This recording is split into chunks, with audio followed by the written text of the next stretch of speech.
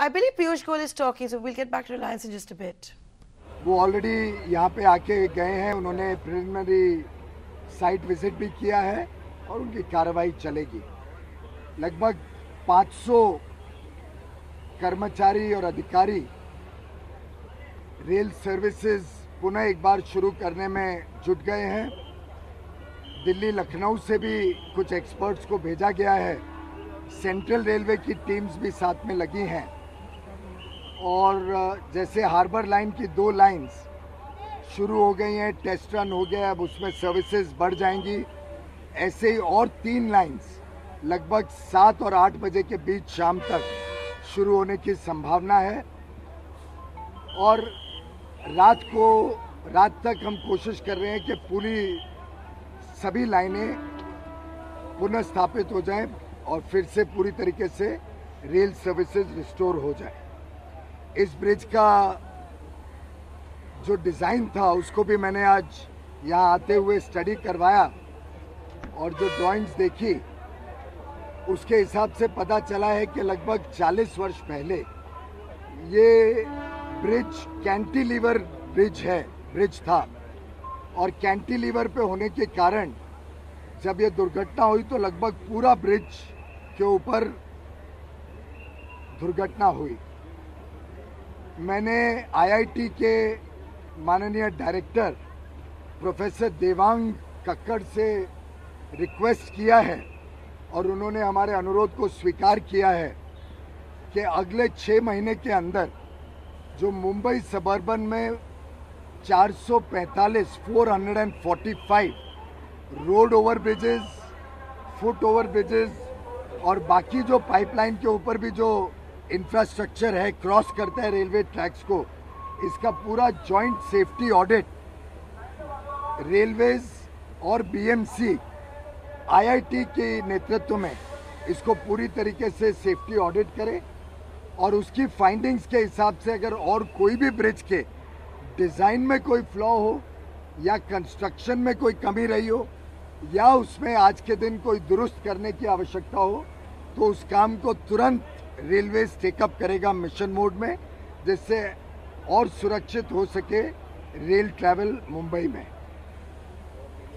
इसके अलावा आज मैं धन्यवाद देना चाहूँगा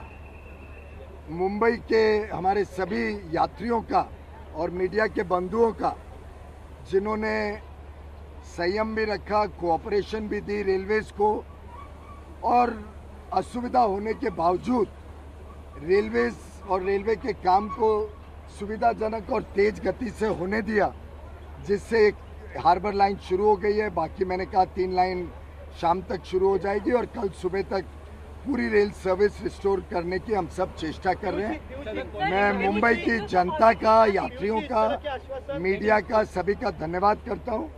और ख़ास तौर पे हमारे एक मोटरमैन श्री चंद्रशेखर सावंत, जिन्होंने जैसे ही ओवरहेड लाइन स्नैप हुई और इलेक्ट्रिक सप्लाई रुकी, उन्होंने तुरंत गाड़ी रोक के एक ट्रेन को एकदम समय पे रोकने से और ज़्यादा हादसा होने से बचाया। मैं चंद्रशेखर सावंत जी को सम्मान भी करूंगा, लेकिन मेरे हिसाब से रेलवे की तरफ से हम उनको 5 लाख रुपए का अवार्ड आज देना चाहेंगे और वास्तव में ये ऐसे ही सिपाही हैं रेलवे के चंद्रशेखर सावंत जैसे, जो रेलवे का काम भी अच्छी तरीके से करते हैं और देश सेवा भी करते हैं। लगभग 5 व्यक्तियों को इंजरी हुई है, उनको 1 लाख रुपए एडहॉक मुआवजा के रूप में दिया जाएगा। बाकी उनके ट्रीटमेंट का, मेडिकल का पूरा खर्च रेलवे कर रही है नानावती और कूपर हॉस्पिटल में। पुनः एक बार मीडिया और मुंबई की जनता, यात्रियों का धन्यवाद करना चाहूँगा कि इस प्रकार के हादसे पे भी बिना कोई राजनीति करे इसमें आगे कैसे और सुधार हो सके, उस पर हम सबने फोकस रखना चाहिए।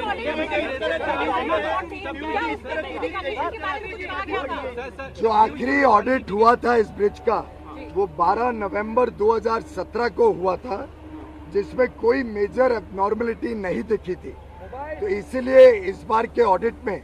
मैंने सोचा कि आईआईटी को भी जोड़ा जाए, तो एक थर्ड पार्टी के आने से हम और ज़्यादा केयरफुली, लेकिन आप सब समझ सकते हैं कि ये जो ऑडिट का काम होता है ये सिर्फ रात को जब गाड़ियां बंद होती हैं अंधेरे में ही किया जा सकता है। अगर हम